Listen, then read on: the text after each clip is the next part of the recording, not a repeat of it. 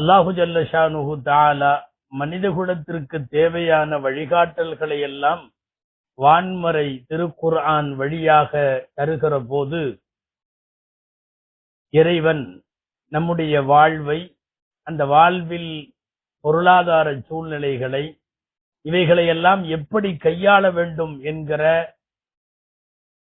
வழிகாட்டல்களை அல்லாஹ் வழங்குகிறான். பொதுவாக இந்த உலகத்தில் நமது வாழ்க்கை முறையை தீர்மானித்து ரிஸ்கின் வழிகளை, வாசல்களை திறந்து வைத்திருக்கிறவன் ரப்புல் ஆலமீன் அல்லாஹ். அல் குர்ஆனில் அல்லாஹ் சொல்லுகிறான், நஹ்னு கஸம்னா பைனஹும் மஈஷத்தஹும், அவர்களுடைய வாழ்க்கையை நாமே பங்கீடு செய்தோம் என்கிறான். வியாபாரம் செய்பவர்கள், விவசாயம் செய்பவர்கள், பல்வேறு விதமான பொருளாதார ஹலாலான சம்பாத்தியத்திற்கான எத்தனை வழிகளும் வாசல்களும் இருக்கிறதோ அதை தீர்மானித்து அதிலே நம்மை ஈடுபடுத்துபவன் இறைவன்.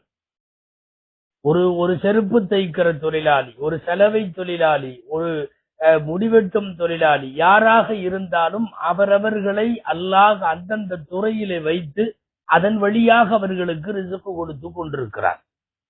பொருளாதாரத்தை பொறுத்தவரை ஏற்றத்தாழ்வோடுதான் படைக்கப்பட்டிருக்கிறது உலகம்.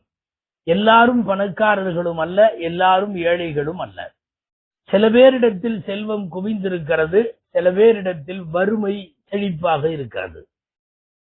ஆனால் அல்லாஹுவினுடைய திட்டமிடல், ஏற்பாடு, இந்த மார்க்கத்தினுடைய பொருளாதார திட்டம் என்னன்னா, செல்வந்தர்களிடம் இருக்கிற செல்வம் அங்கே குவியாமல் ஏழைகளுக்கும் அது பரவலாக்கப்பட வேண்டும் என்கிற பல்வேறு வழிமுறைகளை திருக்குர்ஆன், குறிப்பாக அல்லாஹுவும் ரசூலும் நமக்கு வழிகாட்டுகிறார்கள். இல்லாதவர்களை பார்த்து பொருளாதார ரீதியாக இறக்கப்படுவதன் வழிகளில் ஜகாத் வரும், சதகா வரும், அன்பளிப்புகள் வரும், நிறைய வரும். ஒன்றுமில்லை, கஷ்டப்படுபவனுக்கு கடன் கொடுப்பதாவது அதிலே அடங்கும். பொதுவாக முஸ்லிம்களின் உள்ளங்களில் ஒரு முஸ்லிம் இன்னொரு முஸ்லிமுக்கு அவன் சகோதரன். முஸ்லிம்கள் ஒரு கட்டிடத்தின் செங்கற்களை போன்றவர்கள். முஸ்லிம்கள் ஒரு உடலின் உறுப்புகளை போன்றவர்கள். ஏதேனும் ஒரு உறுப்புக்கு சிரமம் என்றால் எல்லா உறுப்புகளும் அந்த சிரமத்தை அனுபவிப்பது போல், இப்படி ஒரு ஐக்கியமும் ஒற்றுமையும் உலகளாவிய அளவில் வாழுகிற முஸ்லிம்களுக்கு இடையிலே அப்படி ஒரு பிணைப்பும் அல்லாஹ் ஏற்பாடு செய்து வைத்திருக்கிறார். அந்த அடிப்படையில் பொருளாதாரத்தில் கஷ்டப்படுபவனுக்கு கடன் கொடுத்து உதவுவது என்பது இந்த மார்க்கத்தில் ஒரு உயர்ந்த வழிபாடு என்றே சொல்லலாம். திருக்குர்ஆனில் ஒரு சொல்லாடல் இருக்கிறது, நீங்கள் அடிக்கடி கேள்விப்பட்டிருப்பீர்கள். அழகிய கடன் என்பது அந்த சொல்லாடல். அழகிய கடன் என்றால் என்ன? பிரதிபலனை எதிர்பாராமல் கடன் கொடுப்பதற்கு பெயர் அழகிய கடன்.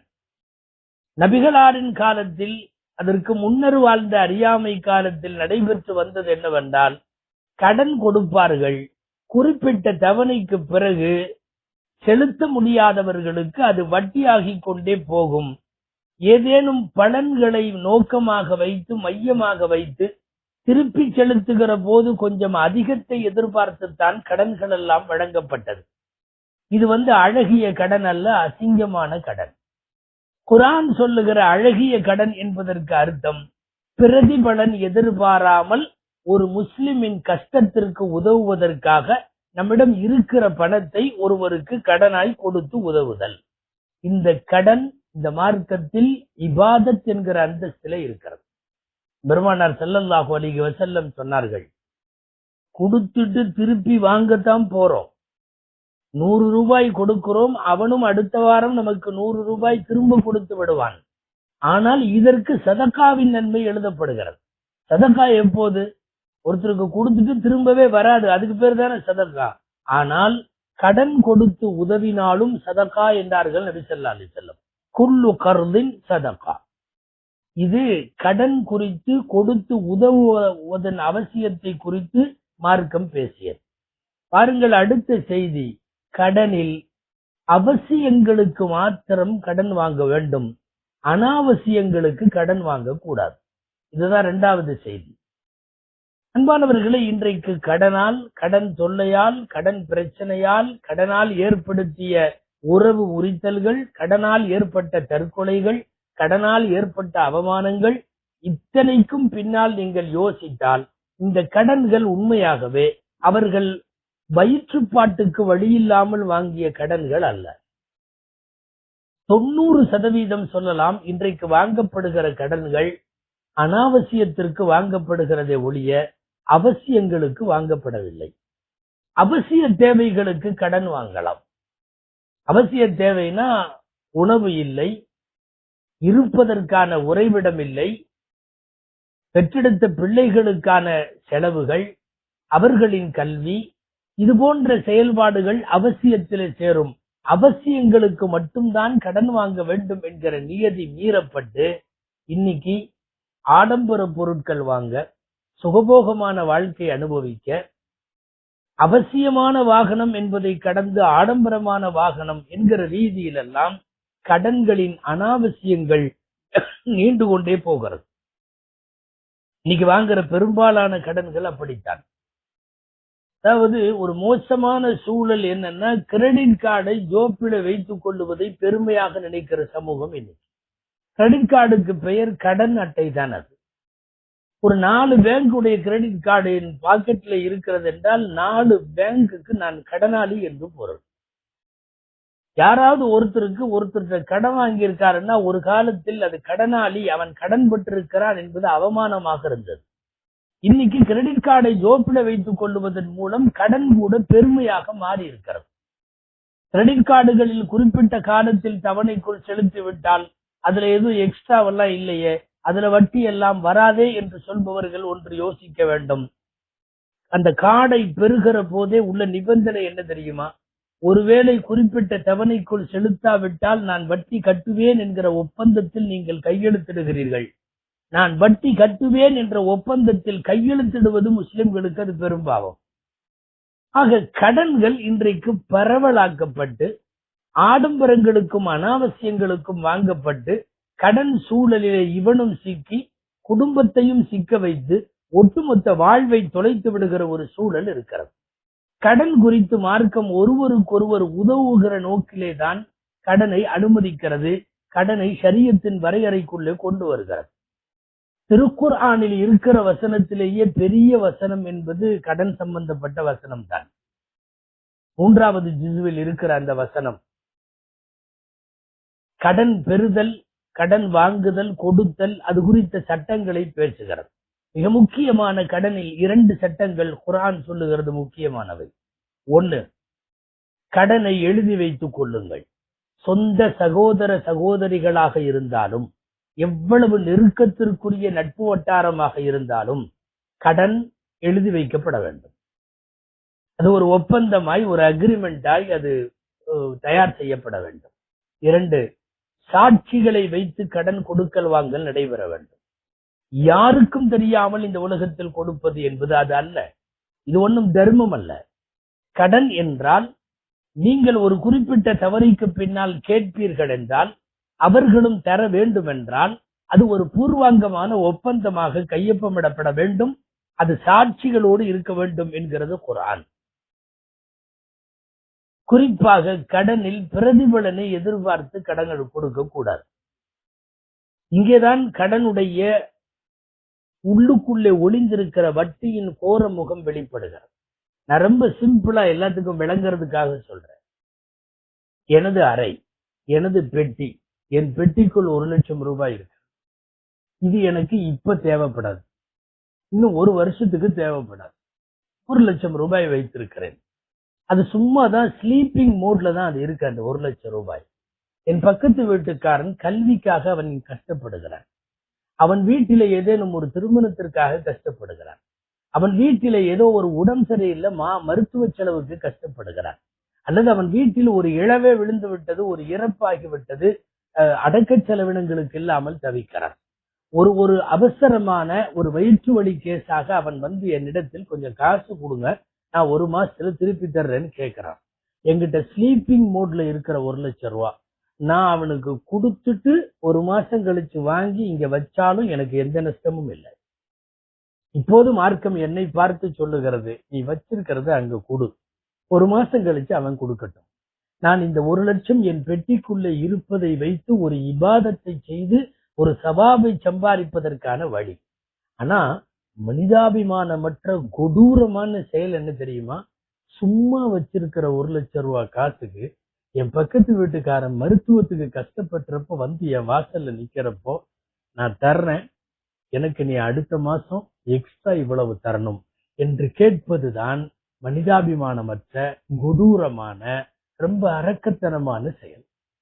மார்க்கம் உன்னிடத்திலே உன் தேவை போக எஞ்சி இருக்கிறத யாருக்காவது கொடுத்து கடனாய் குறிப்பிட்ட காலத்திலே திரும்ப பெற முடிவதைத்தான் கர்து ஹசனா, அது அழகிய கடன்.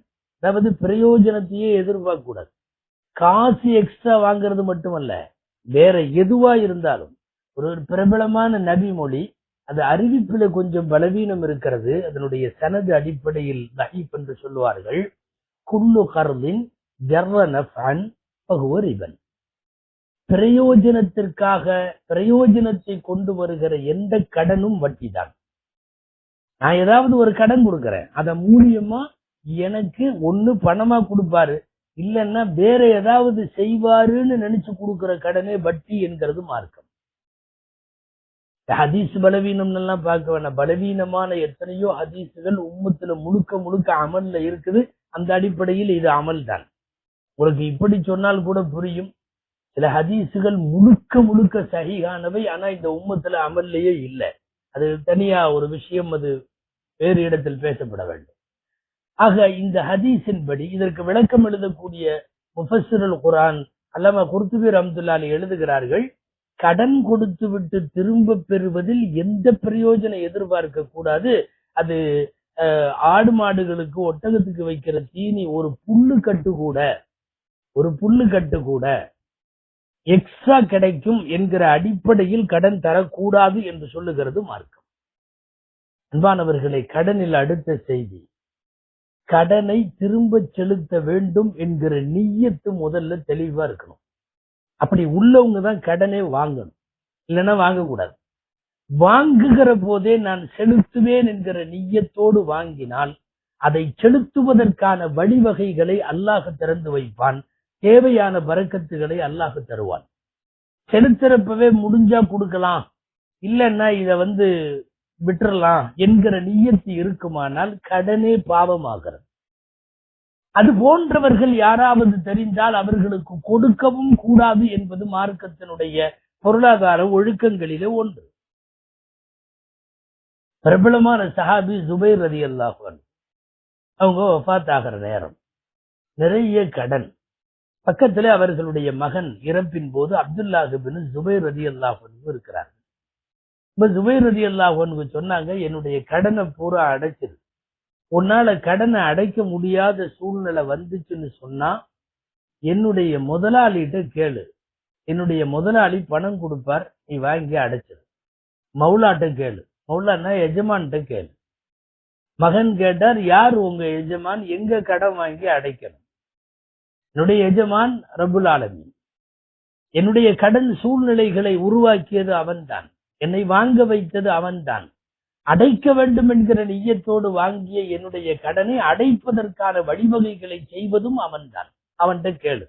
அதே மாதிரி அப்துல்லாஹ் இப்னு ஜுபைர் ரலியல்லாஹு அன்ஹு தந்தையின் வஃபாத்திற்கு பிறகு அல்லாஹ்ட்ட அவங்க துஆவை இப்படிதான் செஞ்சிருக்கிறாங்க. என்ன துஆ? அல்லாஹும்ம யா மௌல ஜுபைர் இக்தி அன்ஹு தைனஹு. ஜுபைருடைய மௌலாவே, எனது தந்தை ஜுபைருடைய முதலாளியே, எஜமானனே, ஜுபைருடைய கடனை அடைத்து விடு என்று கேட்டார்கள்.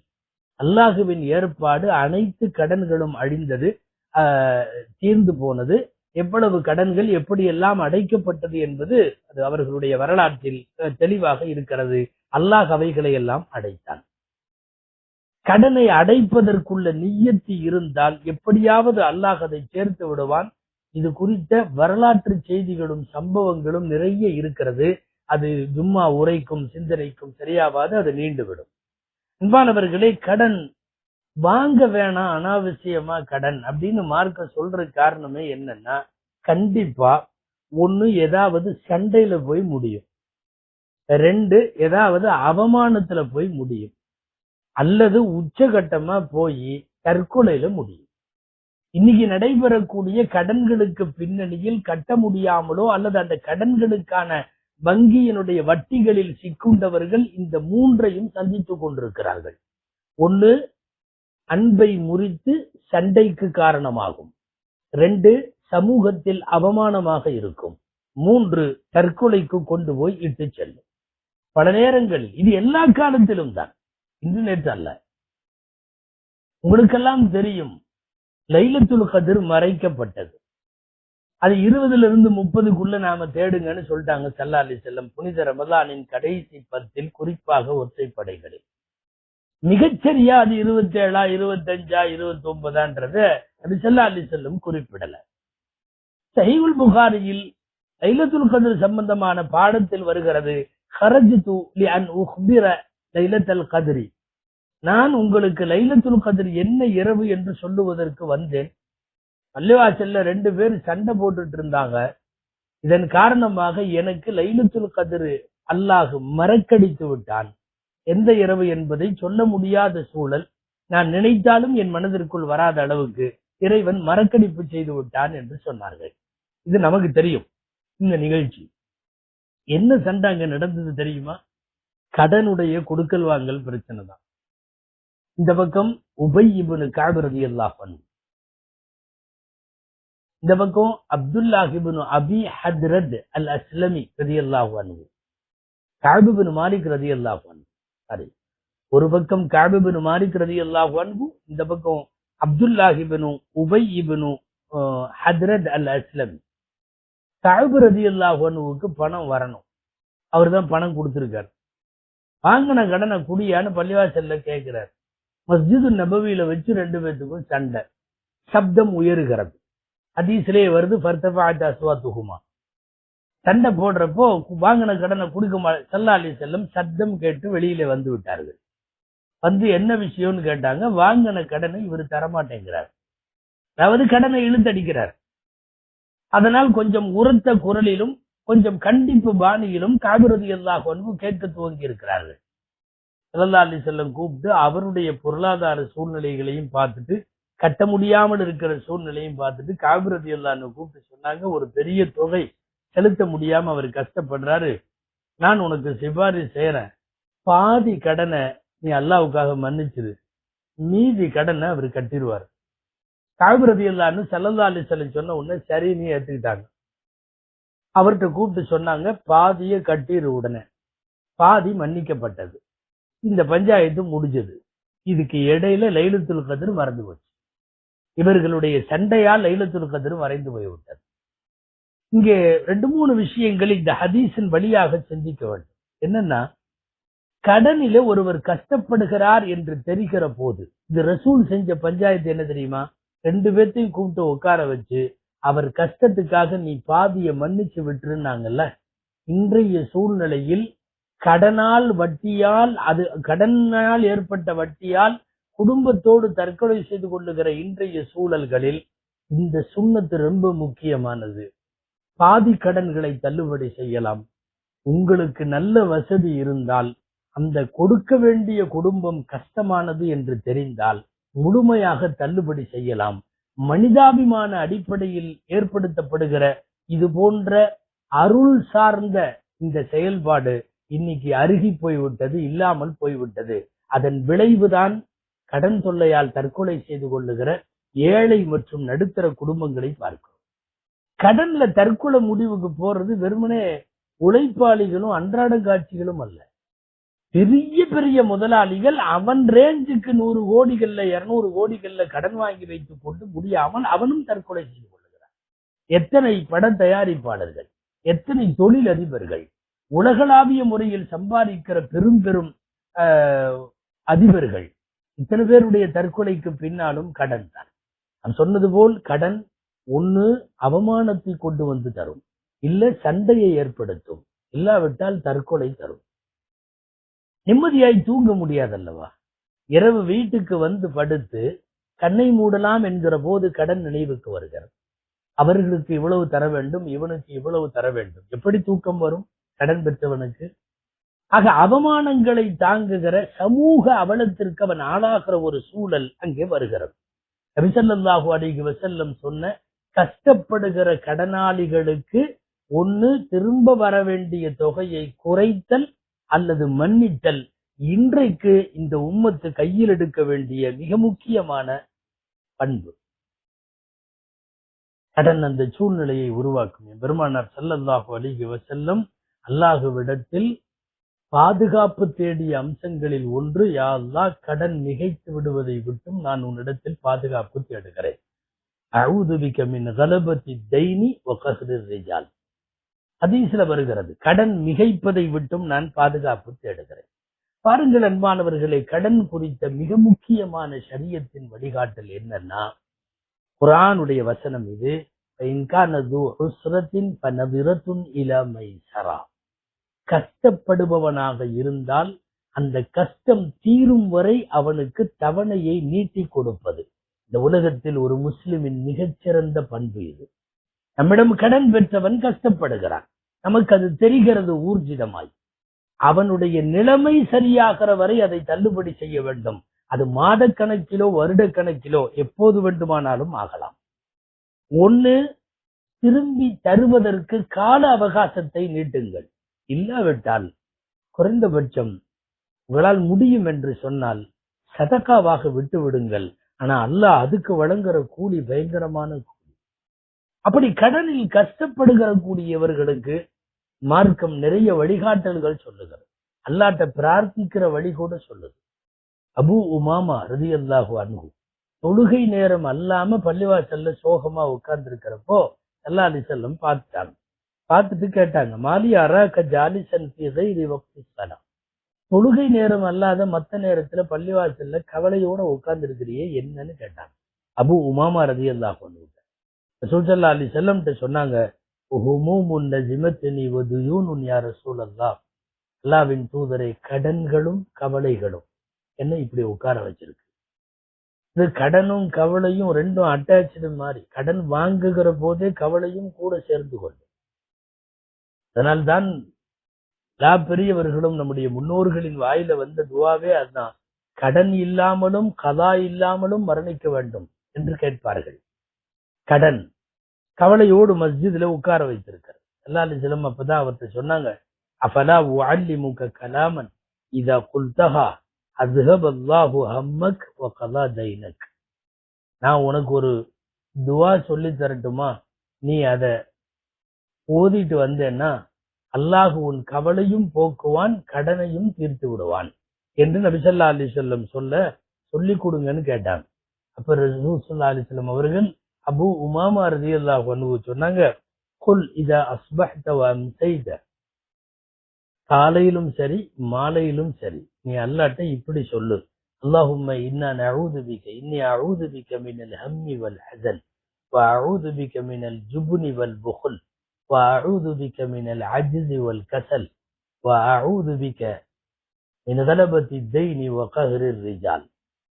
யா அல்லாஹ், கவலையிலிருந்தும் கஷ்டங்களிலிருந்தும் நான் பாதுகாப்பு தேடுகிறேன். கோழைத்தனத்திலிருந்தும் கஞ்சத்தனத்திலிருந்தும் பாதுகாப்பு தேடுகிறேன். இயலாமையிலிருந்தும் ஒரு விஷயத்தில் முடியாமல் கையேறு நிலையிலிருந்தும் பாதுகாப்பு தேடுகிறேன். கடன் மிகைப்பதை விட்டும் மனிதர்கள் என்னிடம் அவர்களிடம் நான் தோற்று போவதை விட்டும் நான் உன்னிடத்தில் பாதுகாப்பு தேடுகிறேன். நிறைய ஹதீஸ்கள்ல வந்திருக்கக்கூடிய மிக அழகான துவா. அவ்வாறே அபூ உமாமா ரலியல்லாஹு அன்ஹு அதை சொல்ல ஆரம்பித்து ஓத ஆரம்பித்து அவர்களின் கடன்களும் கவலைகளும் நீங்கியதாய் வரலாற்றிலே பதிவு செய்திருக்கிறார்கள். அன்பானவர்களே, சுருக்கமாய் போது இதை சொல்லுவதற்கு காரணம் என்னன்னா, கடன் கொடுத்து அதுவும் செலுத்தலைன்னா வட்டி கட்ட வேண்டிய சூழ்நிலையில் கடன் வாங்கி அதை கட்ட முடியாமல் குடும்பத்தோடு தற்கொலைகள். கடந்த வாரம் மட்டும் பார்த்தோம்னா 2 குடும்பம், ரெண்டுமே இஸ்லாமிய குடும்பம், கணவன் மனைவி மகன் மகள் உயிரோடு தங்களை அப்படியே மாய்த்து கொண்டு தற்கொலை செய்து விடுகிற மிக மோசமான சூழல். உம்மத்திற்கு உறக்கச் சொல்ல வேண்டும், கடன் அல்ல, எவ்வளவு பெரிய அவமானங்களாக இருந்தாலும் அது லேசானது தற்கொலையை விட. தற்கொலையால் ஏற்படுகிற வீழ்ச்சிகளும் அதனால் ஏற்படுகிற பாவங்களும் ரொம்ப மோசமானது. சென்னை அருகே மணிமங்கலம்னு ஒரு இடம். அந்த இடத்துல கணவன் போனதற்கு பிறகு ஒரு பையன் பிள்ளையோட வாழுகிற தாய், கணவர் போயிட்டாரு, பொருளாதார சுமை, வாங்கிய கடன், அதற்கான வட்டி, கிணற்றிலே விழுந்து குடும்பமே தற்கொலை, ஹேண்ட்பேக்ல இருக்கிற கைச்சீட்டில் மிகைத்துவிட்ட பொருளாதார சுமையும், அதை அடைப்பதற்கான எந்த உதவியும் எங்களுக்கு கிடைக்காத போது நாங்கள் இந்த முடிவை எடுத்துக் கொள்ளுகிறோம் என்று சொல்லுகிற அந்த துண்டு சீட்டு சமூக அவலத்தை காரி துப்புகிற வண்ணம் இருக்கிறது. நெல்லை அருகே பெட்டையகுளம் என்ற ஒரு ஊர். ஒரு கார், கணவன், மனைவி, மகன், மகள் 4 பேரும் உயிரோடு தங்களை எரித்துக் கொண்டு விடுகிற, உயிரோடு தங்களை தற்கொலை செய்து மாய்த்து கொண்டு விடுகிற அவலம் ரெண்டுமே ஒரே வாரத்தில் நடக்கிறது. ஒன்றன் பின் ஒன்றாய். ரெண்டுமே வாங்கிய கடனை கட்ட முடியாமல் தவிக்கிற, தொல்லைகளால் கஷ்டப்படுகிற, அவமானங்களை தாங்க முடியாமல் உயிரை போக்கிக் கொள்ளுவதற்கு முடிவெடுக்கிற 2 குடும்பங்கள். இந்த குடும்பங்கள் சமூக அக்கறையாளர்களை, செயற்பாட்டாளர்களை, முன்னோடிகளை, தலைவர்களை, உலமாக்களை, உமராக்களை அத்தனை பேரையும் பார்த்து நிறைய கேள்வி கேட்கிறது. முதல் செய்தி, இப்படி கடன் வாங்கி கஷ்டப்படுகிறவர்களுக்கெல்லாம் உங்களால் உதவி செய்ய முடியாதா? 100 பேருக்கு வரிசையிலே நிற்க வைத்து கொடுக்கிற ஜக்காத்தை ஒரு குடும்பத்தினுடைய ஒட்டுமொத்த கடனை அடைத்து அவர்களின் வாழ்விற்கு ஒளியேற்றுகிற வேலையை ஏன் நம்மாலே செய்ய முடியாது? கடனால் கஷ்டப்படுகிறவர்களுக்கு ஜக்காத்திலே முன்னுரிமை ஏன் கொடுக்க கூடாது? அப்படி கடனாக இருப்பவர்களுக்கு கால தாமதத்தை ஏற்படுத்தி உன்னால முடியிறப்ப கொடுன்னு சொல்லி கொஞ்சம் காலத்தை தள்ளி வைக்க நம்மால ஏன் அந்த விசாலமான மனது நமக்கு வரவில்லை? நிறைய கேள்விகளை இந்த கடனினால் ஏற்படுகிற தொல்லையில் குடும்பத்தோடு செய்து கொண்ட அந்த தற்கொலைகள் நம்மை பார்த்து கேட்கிறது. உம்மத்திற்கு சொல்ல வேண்டும், தற்கொலை எந்த விஷயத்திற்கும் தீர்வு அல்ல. அப்படி ஒரு சூழல் இருந்தால் நல்லவைகளை எல்லாம் அனுமதிக்கிற இந்த மார்க்கம் அதை நிச்சயம் அனுமதித்திருக்கும். அதை ஹராம் என்று இந்த மார்க்கம் சொல்லுகிற போது, அதிலேயும் ஒரு சில மார்க்க அறிஞர்கள் நிரந்தர நரகம் என்றே அந்த கோட்பாட்டில் உறுதியாக இருக்கிறார்கள். இவ்வளவு மோசமான ஒரு பாவத்தை தேர்ந்தெடுக்க கூடாது. அதுக்கு முன்னாடி மிக அவசிய தேவைகளுக்கே தவிர அனாவசியங்களுக்கும் ஆடம்பரங்களுக்கும் கடன் வாங்க